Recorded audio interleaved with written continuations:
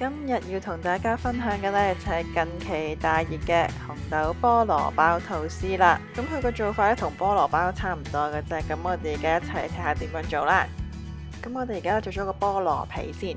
咁材料呢，分別有低筋麵粉啦、無鹽牛油、糖、泡打粉、梳打粉、吉士粉同埋全蛋液嘅。首先，我哋將已經放咗喺室溫軟化咗嘅牛油放入個碗度先，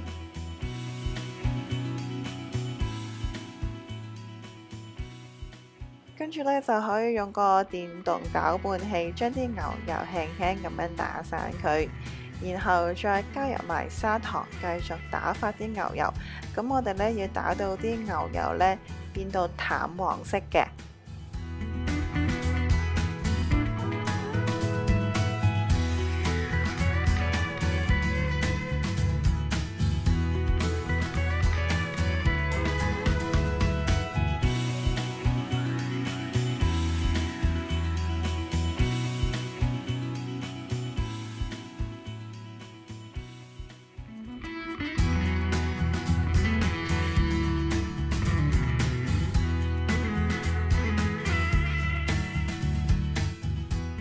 之後呢，我哋就要塞入埋所有嘅粉類落去個牛油糊嗰度啦。咁即係包括梳打粉啦、泡打粉、吉士粉同埋低筋麵粉啦。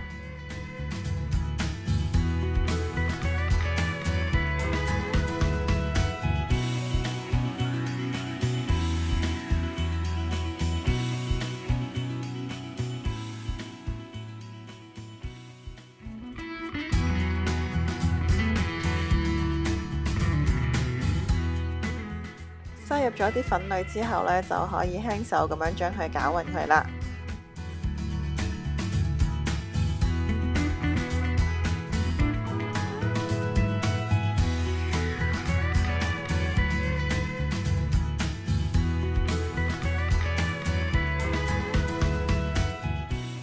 當我哋混合到麵包糠咁嘅質地之後呢，就可以分兩次加入埋蛋液啦。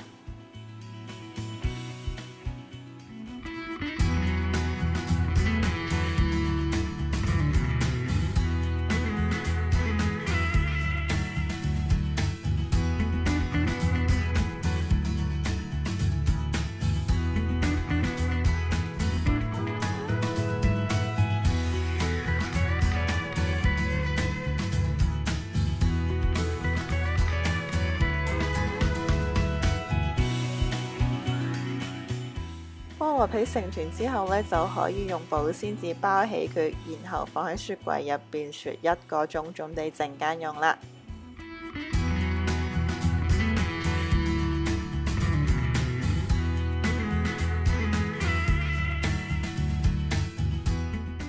咁我哋而家呢，就準備製作吐司啦。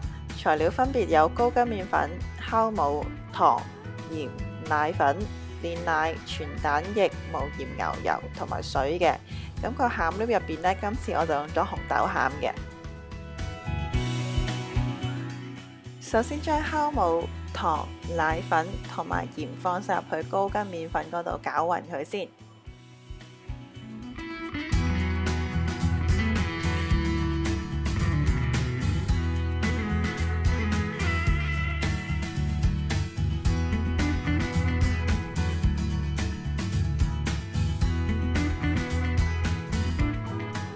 跟住呢，就可以加入埋全蛋液、煉奶同埋水啦。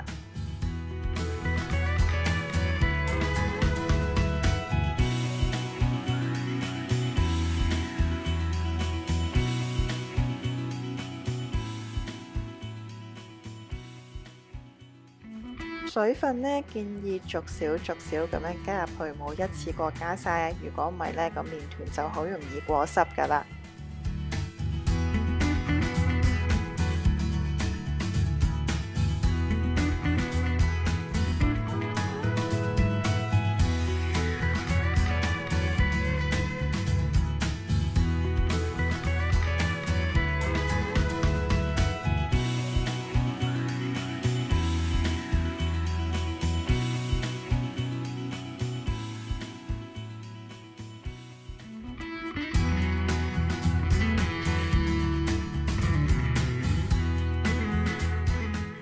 以上嘅材料都猜勻晒之後呢，就可以加入埋無鹽牛油繼續猜啦。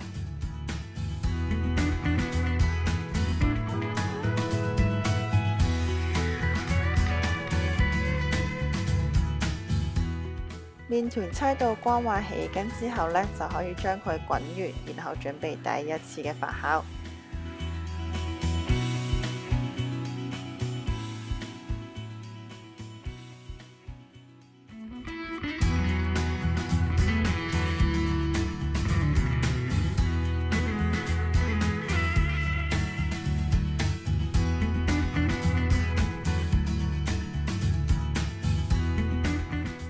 麵團發酵完畢之後呢，將佢放返落去工作台嗰度，然後輕輕拍打下佢進行排氣。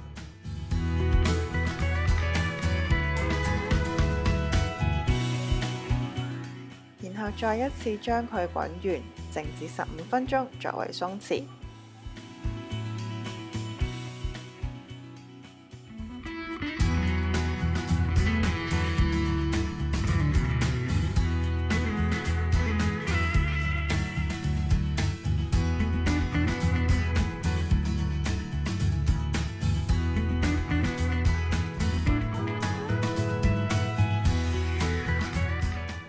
咁我哋而家呢，就要作最後嘅造型啦，輕輕拍打一下個麵團排氣先，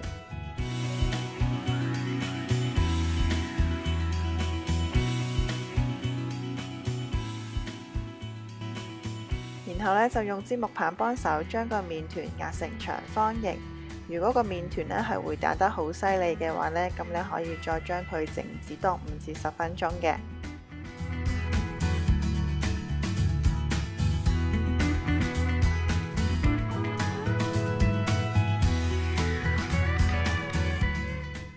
麵團壓好之後呢，就可以喺上邊鋪上一層紅豆餡㗎喇。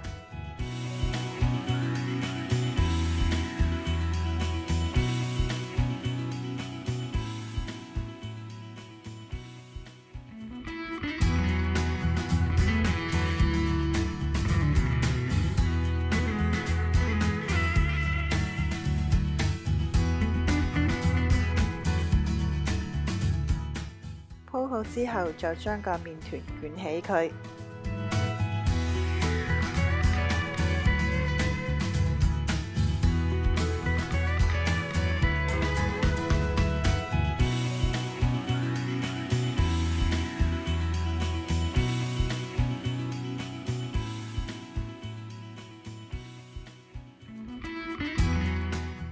為咗防止陣間個吐司焗完出嚟呢會黐住個模，咁我哋可以喺個吐司模入邊塗上一層薄薄嘅油，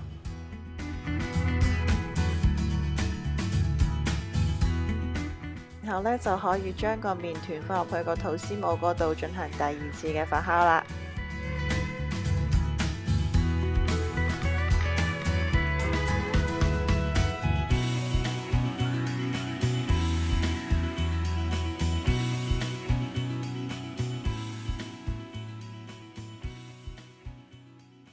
麵團已發得差唔多嘅時候呢，咁我哋就可以喺雪櫃度拎返個菠蘿皮出嚟啦。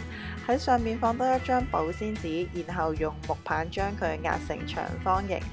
咁個 size 呢，大概就係吐司模嗰個尺寸就可以噶啦。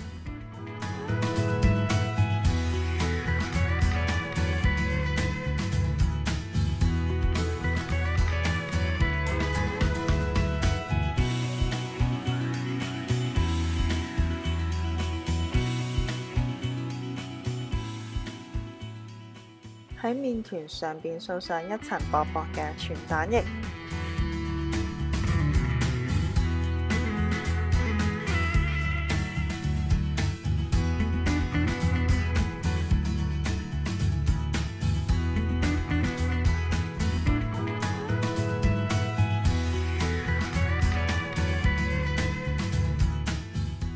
然後再將個菠蘿皮放上去。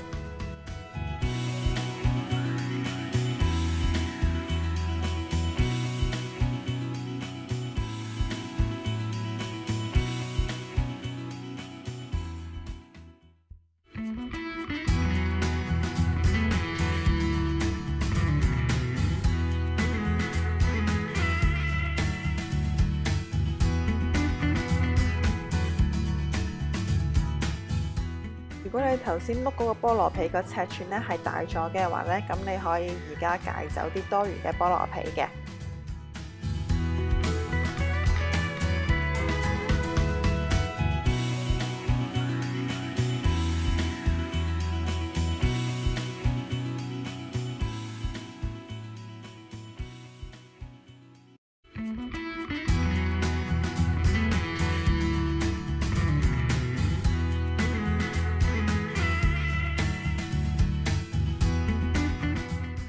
最後呢，再喺個菠蘿皮上面掃上一層全蛋液，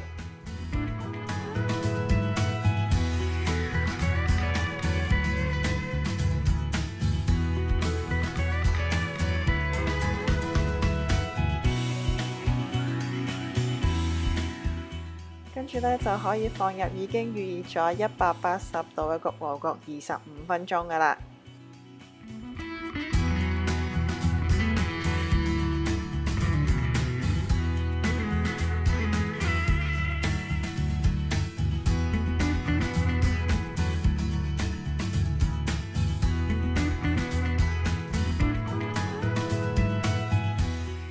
吐司焗好咗之後，記住要即刻脫模啊！如果唔係呢啲熱氣呢就會困住喺個吐司模入邊，咁你個吐司呢就會縮腰噶啦。完全放涼咗之後呢，我哋就可以將佢切片噶啦。咁但係切嗰時候呢，最好呢就後切啦。如果唔係呢，上邊啲菠蘿皮呢就好容易跌晒落嚟噶啦。